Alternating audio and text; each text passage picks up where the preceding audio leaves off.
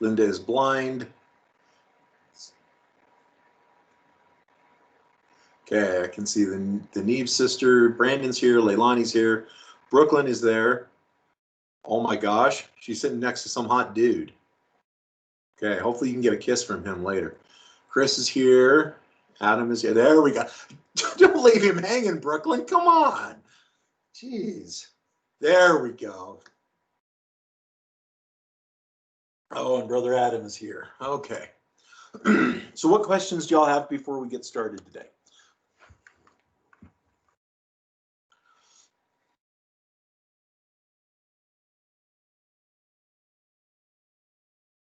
Okay, so what questions do y'all have before we get started today? Okay,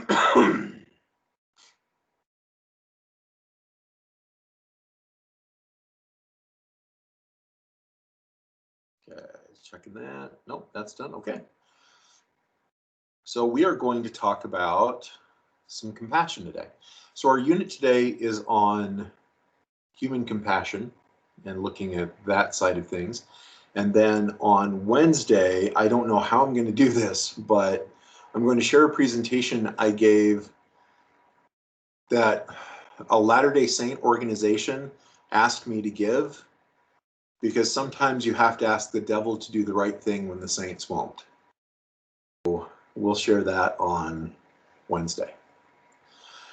Okay, where was I?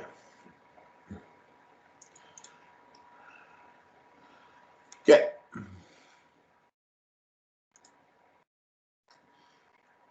Hey, Carly, can you see my PowerPoint? I cannot. Okay. Teams may be doing what it does. I can see it now. You can? Yeah. Okay, how about now? Yep. Excellent. So even though we're going to be talking about compassion in prisons, guys, this does not just apply to prisons. It applies to day-to-day life. So when we're talking about the American Psychological Association ethics codes, there is a primary ethic, and that's do no harm. In fact, some would argue there is another ethic with that, and that is to do good, right? Non-maleficence and beneficence, if you remember our unit earlier in the semester.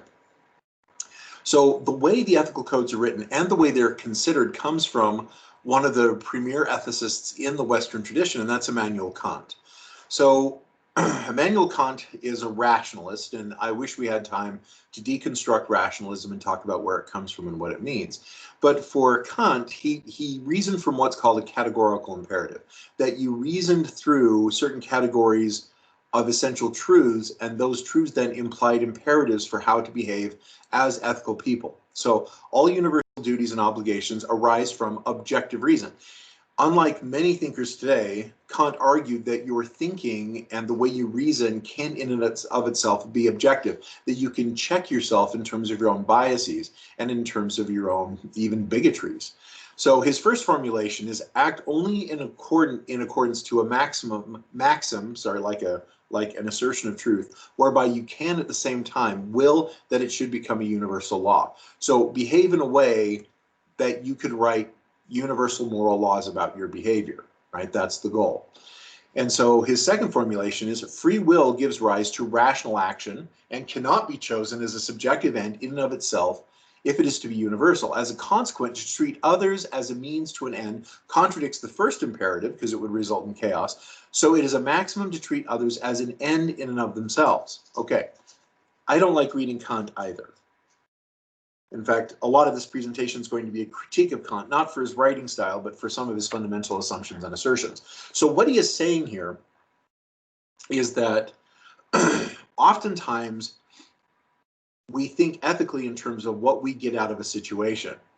So if I'm engaging with somebody and I am treating them in a certain way, that I am doing so for certain personal ends, right, for personal goals. And he is saying with his second formulation, treat other people as though they are a goal in and of themselves, who they are as a being, their human rights, their human welfare, etc. That is the goal for your behavior with them. Then he says the third formulation as begins with free will, imperatives should be freely chosen, even if universal. Therefore, everyone has to exercise autonomy or self-law. Okay, so live in a way that your behavior is truthful and that moral truths could be written about how you behave. Part of that is you need to treat other people as an end unto themselves. Treat people in terms of who they are, right, rather than what you want. And number three is you need to respect your autonomy and the autonomy of others if this whole system is going to work. So ASC has not adopted a code of ethics. That's the American Society of Criminology, interesting enough, but it refers to the ethics of other fields, particularly the American Psychological Association. So isn't that interesting that the field of criminology has not chosen an ethical code? Okay, I think it's ironic. So, by way of review, the APA Code of Ethics is an attempt to formalize others as an end in of themselves by codifying autonomy, beneficence, and non-maleficence. Very, very Kantian. It comes straight out of the work of Immanuel Kant. So beneficence, and that is to do good, right? To be kind. So how is it that in a prison setting, we see kindness, and how it is that as psychologists in a prison setting, we can live kindness? So I shared last time about my example of one of my clients who, that paradox of tis better that a millstone be hung around his neck and plunged into the depth of the sea. He was a serial sexual offender of children. And at the same time, though, laid down his life to save someone else. He was brutally stabbed to death. So we can see this moral goodness in prison. In fact, something that kind of shook my family up. One day I was visiting them for a holiday, and they asked what it's like. And I say, I see some of the most, my family is, many of them are very devoutly Latter-day Saint. And I said, I've seen more examples of Christ-like behavior there than anywhere else. And including church, or especially church. So there was another example, and that is gambling is against the rules in the prison and is an exception to confidentiality. So the usual exceptions of confidentiality, as you all know, is threat to self, meaning I'm going to kill or harm myself. Threat to someone else, I'm going to kill or harm someone else. Child abuse, elder abuse are the classic 4 exceptions to confidentiality, meaning that if you tell your therapist in confidence that you're going to murder somebody, they are obligated to prevent that from happening by calling authorities or getting other people involved, okay? So the prison adds a whole bunch more exceptions to confidentiality on top of that particular list. For example, one of my clients suffered from Crohn's disease, and the prison would not give him a Crohn's specific diet. You know how you have that aunt who's a health nut who goes, oh, I'm gluten free because I have a gluten allergy, and gluten is bad, and gluten's the devil, and there are actual people with actual diseases like Crohn's disease where gluten intensive food, which is pretty much all you get in prison, is really problematic for them and can make them very sick. So this client of mine lost about 40 pounds in a year, and he wasn't a big man to begin with. He was just skin and bones. He has a sharp mind for gambling, but he knows that that's an exception to confidentiality. So one of the things that was really put on us therapy types is we knew that by gambling he could make money. He could then buy foods off commissary that were edible for him. And so we therapy types turned a blind eye to what he was doing, and he started to gain weight again, and his health greatly improved. But it required us breaking a rule about an exception to confidentiality. By the way, you don't want gambling in your prison, and I get that, because with gambling comes a lot of violence. If somebody welches on a bet, they're likely to get beat up or stabbed. So I get why in general this is a problem, but in specific, what do you do? Like, this was an attempt to save this man's life. So non-maleficence. And so how to, like, one is to do good, right? And the other one is to avoid harm. And so one of the things that you find in prisons is many therapists buy into the militaristic codes within the prison system in order to provide a reliable structure that keeps people safe. In fact, it was quite it threw me for a loop at Wabash Valley Correctional Facility. It's in central western Indiana. When I walked into the yard the first day, there were various lines painted in red, yellow, blue, and white on the ground that signified various pathways between the various buildings.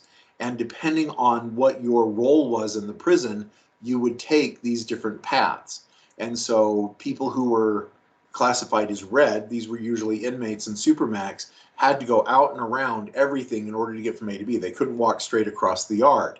Like if their cell house is here and the processing building is here where their education is, where the library is, etc., they couldn't walk across the yard this way. They had to walk out and around this way, right? And so that was a way to prevent harm from happening, right? You want to prevent certain groups from mixing with one another. You want to make sure that people are where they should be, etc. So one of the paradoxes, though, is that when we formalize others as an end in themselves, we lose the other in the formality. Okay? That is a fancy way of saying in this presentation that when I set up rules on how I'm going to treat you beneficently or non-maleficently, then I end up doing so in a way where the rules become self-perpetuating, and the very purpose of the rules, you, is lost in my obedience to the rules. Okay? So, personal example, not a prison example, but my father was curious that I wasn't in church. It was 2 Sundays ago, and he says, Matt, what was going on? And it's not like I go to church all the time anyway.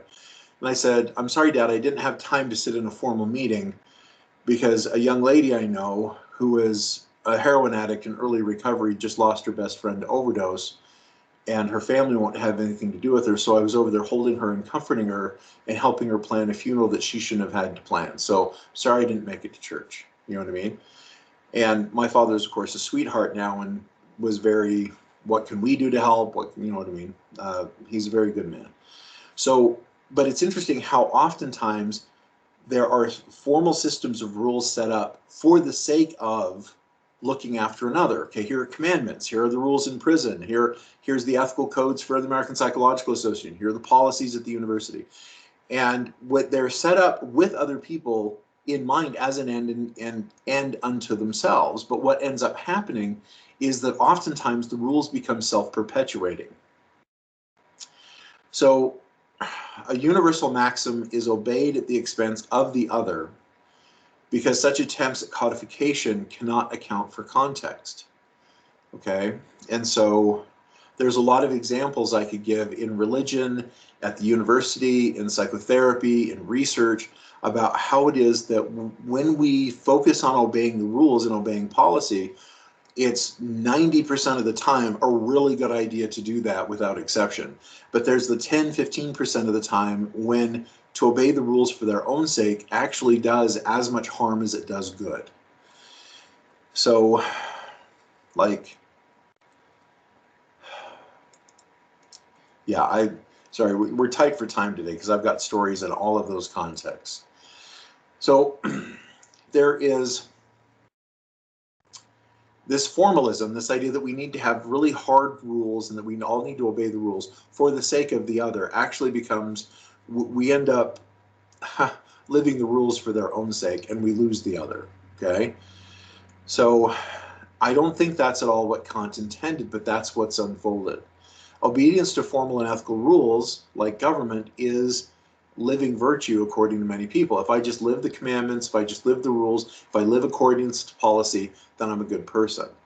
So, for example, for the good of society, prisoners are to be removed from our formally and informally lived ethical praxis. So we have these common ethical practices that we just engage in every day, but for the good of society, we remove people from those ethical practices, right? That they then are removed from that, from our society.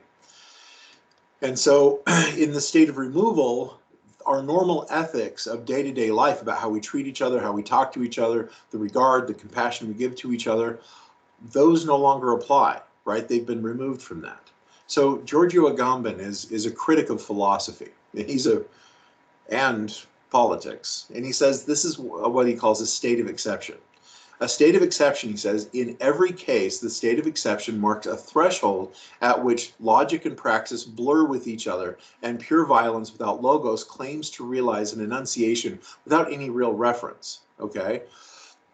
So this is a very fancy way of saying that if I take somebody out of ethical society and I put them in a different category of being, like prisoner, then the way they are treated ethically is very different than in the society that they're a state of exception from. They're in the state of exception. Like what happens to them isn't a problem. Like some of you have heard the word outlaw before, and you think like Billy the Kid, you think the old gunslingers.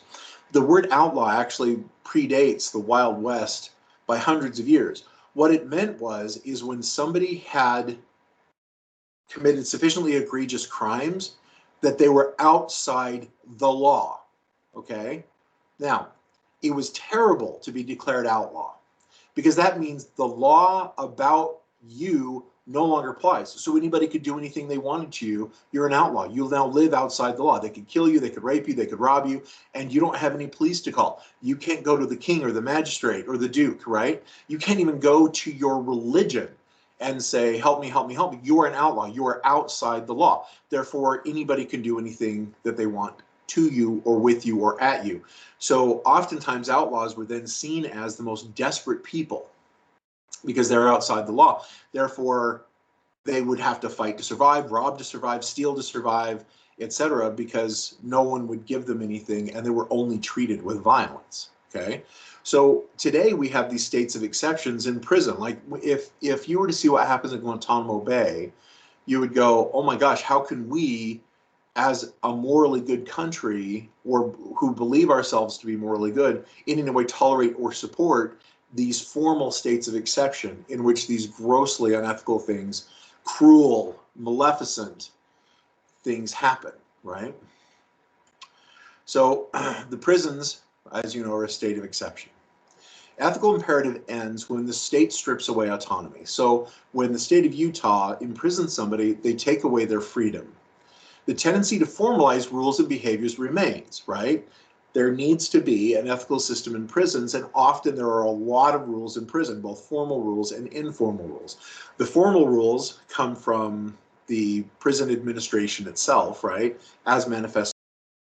The informal rules come both through the prison administration and the guards, as well as from amongst the prisoners themselves. So formalism is the belief that ethics, morals, virtues can be codified, universally applied, and enforced. That there are really people who think that you just need moral rules for everything, and then to tell people what the rules are, and then people's behavior will change. Like, I know, let's make drugs illegal, because then nobody will do drugs. ... How has that gone for our society, right? Oh, let's gun control, and that'll make guns go away. No, I know, a speed limit, then everybody will drive safely. Like, it's retarded. People think that, okay, back on point. The state of exception can be considered the state of a person without the ethical imperative, due in some contexts to this formalism. The state calls for moral treatment of the other that would not be tolerated outside of the prison. Okay, imagine a 6 foot by 9 foot box in the community. That would seem barbaric because it strips away autonomy as malevolent. What I mean is, imagine one of your neighbors, and you walk by and there's a 6 foot by 9 foot concrete block just on the side of the road in your neighborhood. And one of your neighbors is just taken and stuck inside that box. They're not allowed out. Yes, they're given 3 meals a day, and inside that box there's a toilet and a bed. It's cold in there. They're often shivering, but they're given 3 hots and a cot, right? So we can just leave them in there. I think many of your neighbors would object. Now, some of you who have roommates are like, wait a minute, I live in less than a 6 foot by 9 foot space. Yes, but you can leave. Okay? So what we do is we take people into a zone of indifference. One of the things that's fascinating is prison walls don't just exist to keep prisoners in. They also exist to keep your gaze out, right? that the prison then creates this veil of blindness where you can't see into what's going on in there. Okay? The more and more things that happen in prisons that get out, the more and more the public is disturbed by what goes on. Prison walls exist to keep you blind as much as it does to keep the men and women inside contained. So that prison wall is the barrier of the zone of indifference, right? We don't know what goes on beyond there. We assume everything is, there's an attempt to keep everything in there well regulated. And so therefore, we don't get engaged very often as a society, although I would argue we do so now more now than we did 20 years ago. So we argue that the other is an end in of themselves and transcends formalism. You notice here that I capitalized the word of O in other. Okay? So as is common for my courses, I have about 2-3 months more material prepared than we have time to go over in this class. But the O in the other actually comes from the philosophies of Levinas. So Levinas argues that when we experience an other being as having their own subjective experience in the world, of having their own consciousness, of living to their own ends, and we feel compassion for them, an awareness of that they matter as a being in the world, then that is capital O, other. Okay? So just when you're driving through traffic and you're just seeing cars and faceless beings, they're not necessarily others. But when you're walking down the hallway and you look up and you see the face of someone else, and you have that brief feeling that they are another human being, that otherizes them, meaning it makes them a capital O, other, for you. And one of the things that Levinas does in his philosophy is he tries to awaken us that all other people, lowercase others, can be experienced as uppercase others, that we can begin to experience the people around us as always already worthy of our compassion, always already worthy of our regard. So the radical argument I'm making in this presentation is that formal ethics and formal rules perpetuate a state of exception rather than taking exception to it. States of exception violate all three of these ethical imperatives, right? So if you go back to that first slide, so first formulation, if we are living according to the rules, is this moral truth does it become universal? Well, no, because for it to become universal, then my behavior needs to meet everybody where they're at in the context within which they are situated. Does it treat other people as a means unto themselves? No, it treats the ethical codes as a means to themselves, assuming that this will treat the others as an end to themselves, but often failing. And the third formulation is autonomy. No, the state of exception requires that we strip autonomy away. Okay? So what's interesting is that even though these states of exception are informed by Kant's philosophy, and they grow out of Kant's philosophy over time, they at the same time violate Kant's philosophy. Okay? So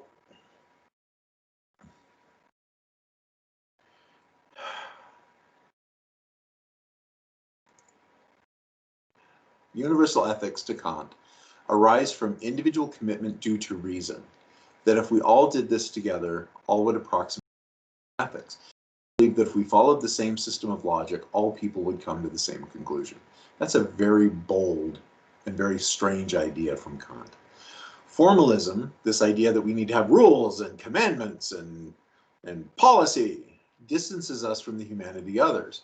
Rules, obeying orders, in the end is the rule rather than humans being the end in of themselves. Okay? So by focusing on the rules, we often lose the other. So ethics collapse on themselves when people are deemed as less than human and no longer an end unto themselves.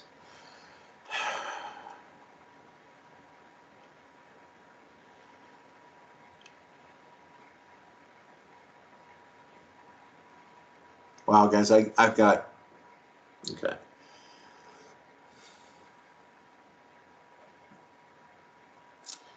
The felon, the addict.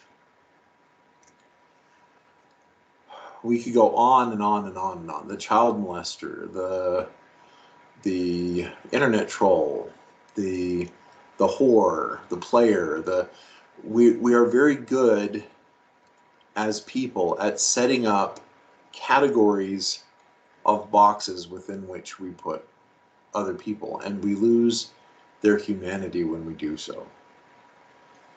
And when we lose their humanity, we start treating them in terms of the boxes within which we situate them, and we stop treating them like people.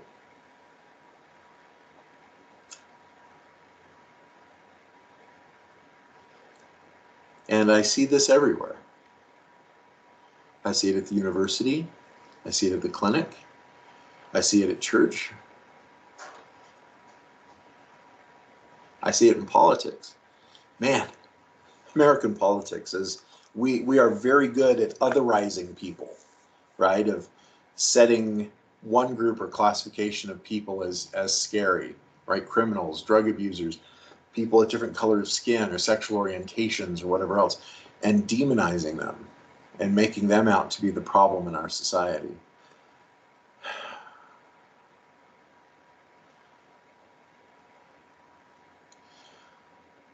I have a sister who is, well, I've got a couple sisters who have really struggled financially.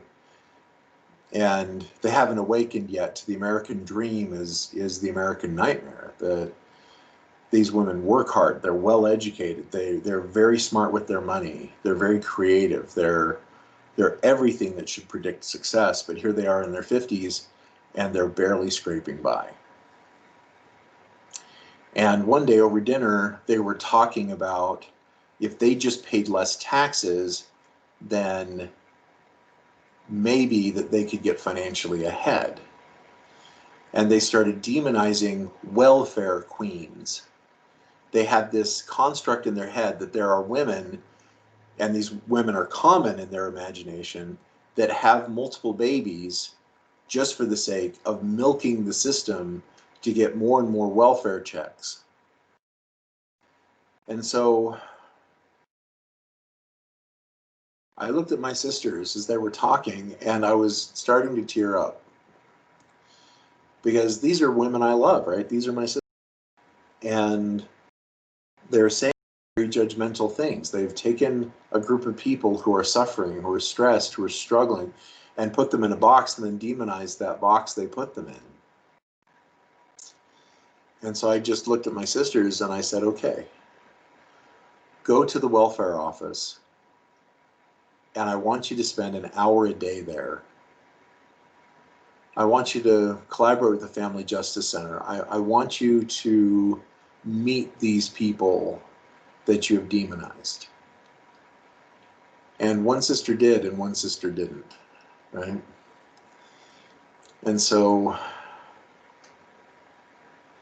let's just say that those who open their eyes and pay attention find the situation is not what they've been told politically. For those of you who have worked in the welfare offices, you know where I'm coming from, that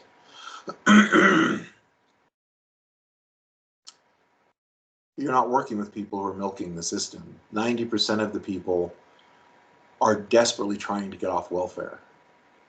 10% are either trapped in a system that keeps them down to the point they can't escape welfare, or, heaven forbid, the 1 in 1,000 who has figured out a way to milk the system and barely eke by doing so. But it's not thriving. It's not a good life. It's like my sweetheart and I were at Winco. We're at Winco the other day, and there was a woman with 4 very rambunctious children. The children were talkative, energetic, shoving each other around, and we were in the bulk foods area of Winco, and the kids were each told that they could get themselves a certain quantity of treats from the bulk bin, like a certain, you know, like a half pound of quarter pound of gummy bears, or a quarter pound of chocolate covered nuts, or whatever they preferred. And so as the kids were doing that, it was really fun, because one of them looked at mom and said, "Hey mom, when we're done here, can we go back to begging, please?" And mom just blushed to her socks and just shushing her kid. And I looked at mom and she looked at me, and she's like, starts mouthing, "I'm so sorry." I said, "Honey, don't be sorry. That's an awesome hustle, and it's getting your babies fed." Oh, by the way, I mean that hustle in the street sense, not that what she was doing was fraudulent or illegal, but they had the local people around Winco had been so so generous, the opposite of dangerous. It was dangerous for her to hold the sign because those people are at a high rate of victimization, but she was holding her sign, got enough money to feed her kids and get them a little treat. I thought that was really cool. And so she laughed and very much broke contact. The poor woman was still blushing. When we see people as welfare queens or as addicts, or we lose them as people. We lose their humanity. Some of the best men I've ever met are in prison. Some of the best men I've ever met will never get out of prison. And then it becomes an ethical debate as to whether or not they should. So here's a very important phenomenon when it comes to contextualizing human beings, of really relating to others. And the first is the body. This is my attempt to push back against formalism and take exception to the state of exception. Like if I'm going to prison, I'm going to be relating to the prison, the administration, the guards, the prisoners as people. So how do we treat others as an end in of themselves? If I'm talking to a prison administrator, how do I talk to him or her as an end in of themselves? That they are worthy of my kindness, they are worthy of my regard, they are worthy of my respect, right? How do I do that with the guards? How do I do that with the prisoners? So it requires that we think in terms of a contextualism rather than a formalism. Contextualism is this idea that moral and ethical acts arise out of unique situations and contexts and can only be best understood within that specific and unreducible setting, meaning that every moral situation is non-transferable compared to every other moral situation, right? When Brooklyn is giving a hug and a kiss to her beloved, that is a non-transferable situation, right? That happens within a particular relationship in a particular way and means certain things. If I were to codify and say, if you're living with somebody, you have to kiss them at a certain time every day, that doesn't apply across context or setting. It works great in Brooklyn's relationship. It doesn't work great in other relationships, okay? So when you're giving $10 to a homeless person, that ethical act is contextualized by you and that homeless person in that community at that time. And it's not transferable. Like, the more you work with homeless, the more you begin to sense what they need the $10 for. Some it really is just to eat. Some it's for less honorable reasons. Like there's a young lady who will hold a sign over here on our street corner here in Springville. And she's got the brand new iPhone 10X super screen, awesome, right? And so I'm a little less, I've never given her a penny, right? It's that phone is worth a lot of money. She's better property and has figured out that she can spend a little bit of money on it, a little bit of time on a street corner and make more by far in that hour than she could by working other jobs. And maybe those are skills she needs to develop. I don't know. Hello, Ninja. Are you here to say hi to my students? Or are you here to get loves? It looks like you're here to get loves. Yes, I love you too. Yeah, you are a goodest boy. You are a good boy. Okay, so formalism, in contrast, is moral and ethical acts should arise out of rules and laws which are enforced across contexts and situations equally. Ooh, okay, so do you guys remember the story? I don't know that I told the story in this class. Maybe it was in the psychology of sex and gender, but I was working with two young men, both of whom were trying to go on LDS missions. Both of whom, before they met me, were spending about 3 hours a day masturbating and watching pornography.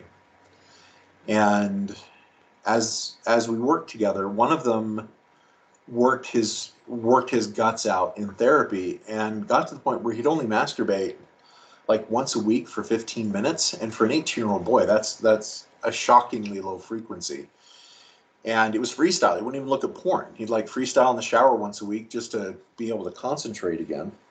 And then the other young man, it was about 20 minutes once a week, and he would occasionally look at porn.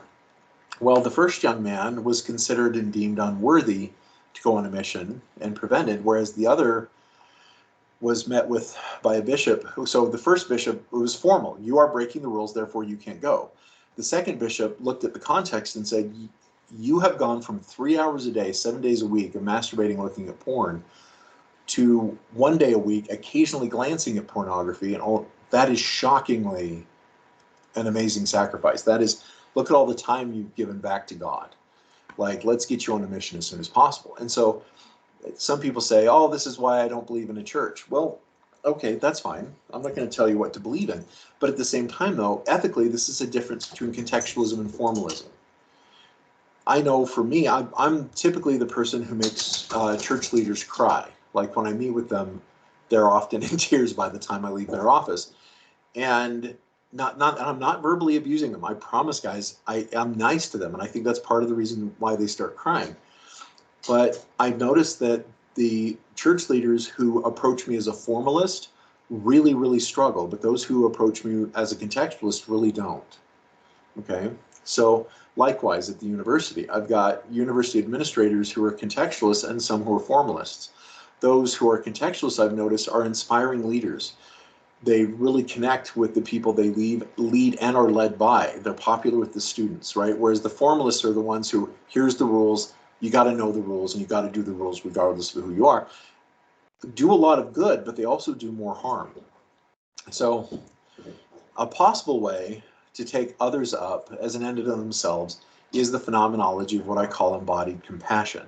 It helps you embrace contextualism and helps you, I would say, appreciate but also resist formalism.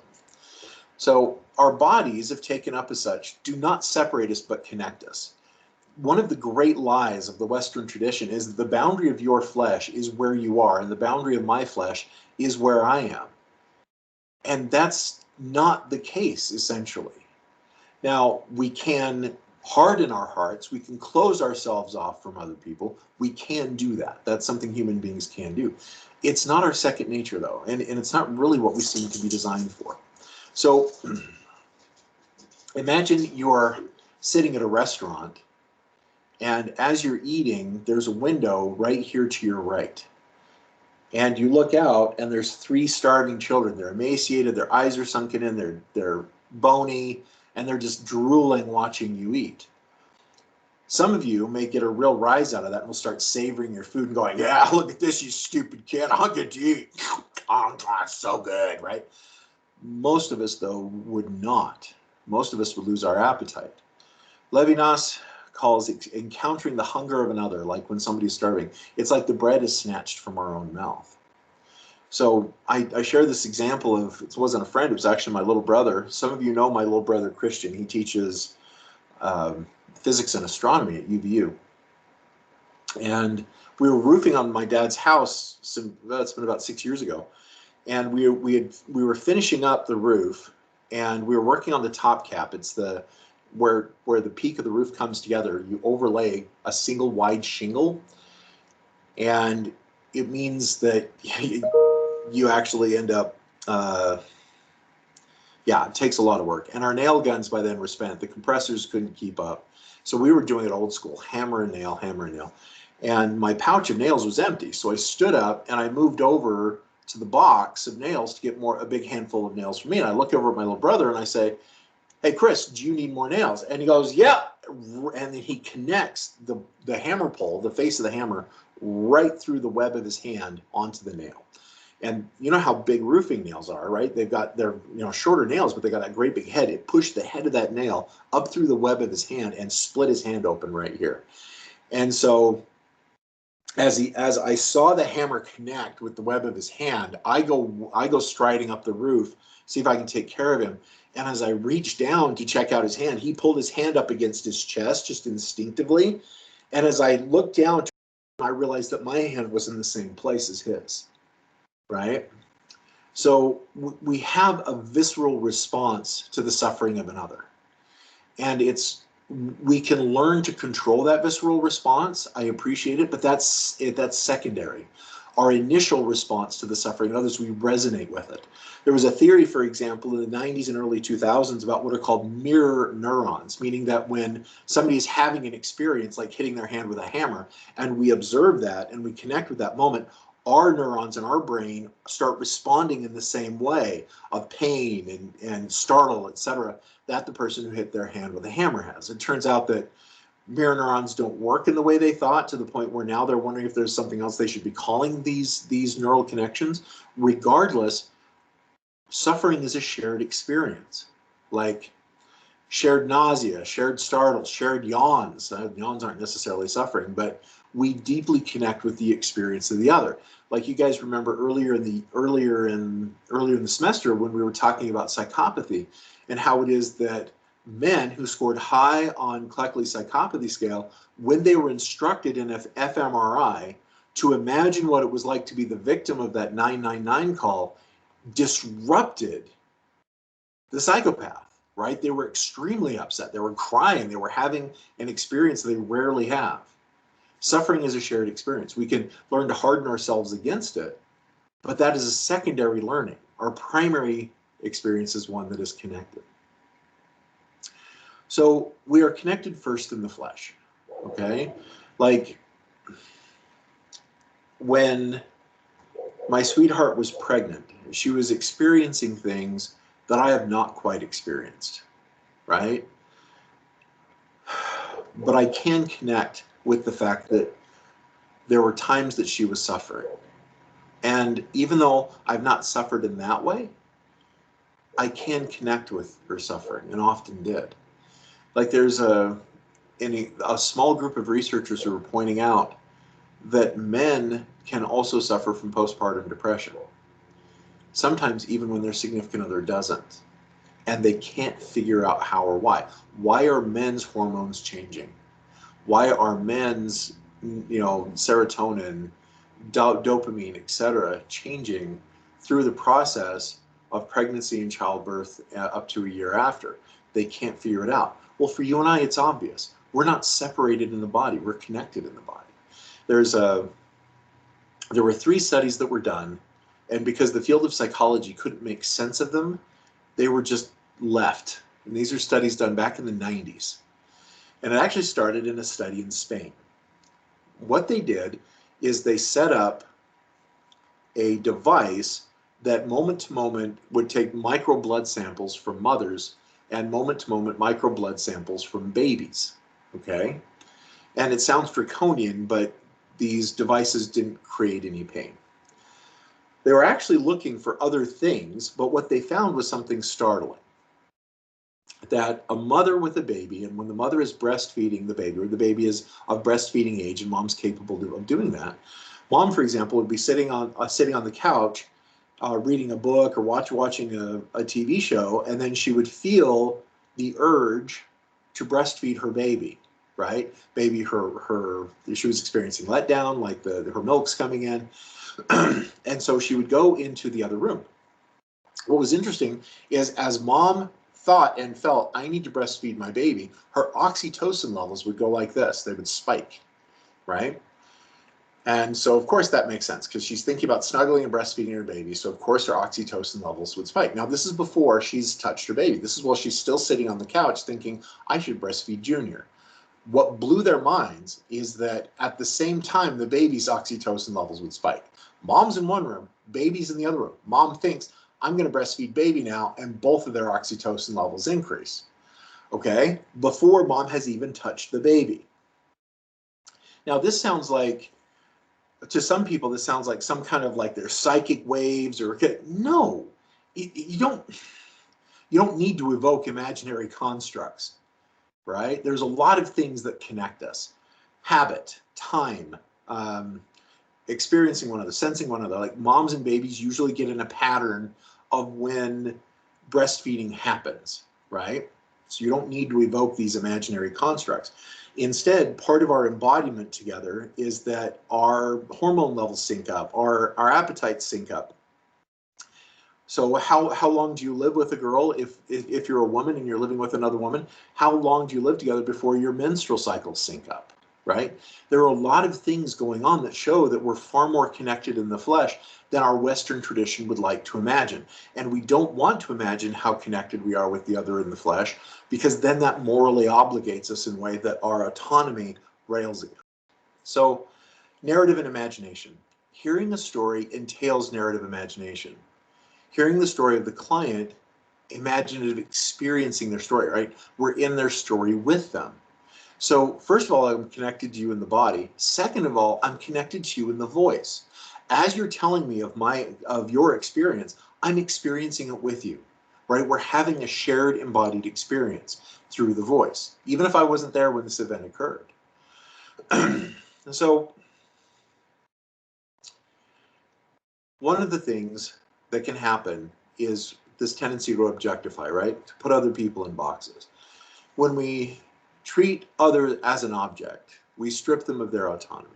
Treating others as a subjective being, taking up as coexisting individual in the face-to-face situation, I could spend an entire day just unpacking that sentence. But what it means is really appreciating that who you are is a part of who I am, and who I am is a part of who you are right here, right now. Even if you're listening to this tonight, like it is December 7th at 10:47 a.m. as I speak this, at 11 o'clock tonight, you and I are now connected in the voice, right? That we are sharing an experience of this particular conversation, even if one-sided. Taking up empathy from the perspective of the other. Importance and emphasis on verbal de-escalation, this view of empathy as a stepping in point in embodied compassion from contextualism within which tension arises. The level of respect for individuals when taking up empathy from their perspective and existing with them. It was startling to me, and I've shared this with you guys before, that in my work in prisons, I've only been accosted once. And when I was accosted, 4 of my boys, even though they're members of 4 different gangs and 4 different groups, all stood up and surrounded me, right? And that's born of respect. Not that these men respected me necessarily, but because I respected them. So, willingness to consider an embodied compassion as an act of reciprocity. One of the things that we can actually do is transcend reciprocity from this model. That Kant wasn't all wrong, right? Part of our problem is we have kind of betrayed Kant with the way we've started emphasizing ethical rules and no longer appreciate or approach other people as an end unto themselves. But Kant was right. What Kant lost in his rationalism, in his logic, is that a lot of our compassion is illogical, right? That doing good for its own sake is illogical. Okay, if we had time, we would get into the case of Gabe and Ernie, but we don't. Yes, thank you, machine, for doing what I told you to do, but I'd forgotten I told you to do it. Okay, so in the minute we have left, what questions do you guys have about embodiment, compassion, how it is we're connected in the body and in the voice?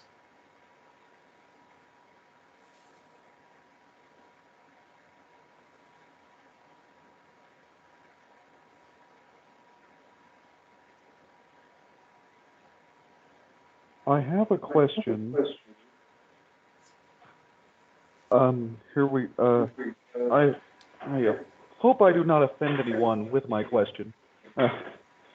Earlier you were discussing like the connectedness of the body, and you mentioned the linking up of menstrual cycles. That's real? I thought that was just like, I thought that like was patently not real and was like offensive and like a made up dude thing. That happened?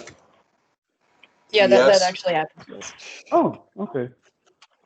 Yeah, no offense, bud. In fact, one of the things that was fun is working in the women's prison. There are now, it varies, right? It follows a normal curve, interestingly enough. The degree of people's sensitivity in terms of their menses syncing up, like some they sync super quickly, some it takes a while, and some they never sync at all. But it really follows a neat normal curve. Cool. Just because like the only context I'd ever heard it in is like TV shows, and I assumed it was some like offensive male stereotype that like dudes came up with somehow. No, we didn't make this up. Crazy shit that we make up, this isn't one of them. And in fact, there's something, Chris, I don't know what your future will hold, but one of the things that I've wanted to research, and maybe we'll have Brandon Carr do it for us, is I bet you men's hormones also sync. Because men's hormonal cycles follow patterns like women's do. Now, men don't bleed for theirs. We kind of get off lucky. But I wonder if men's hormonal cycles also fluctuate. And so Brandon will hopefully look at that for us someday.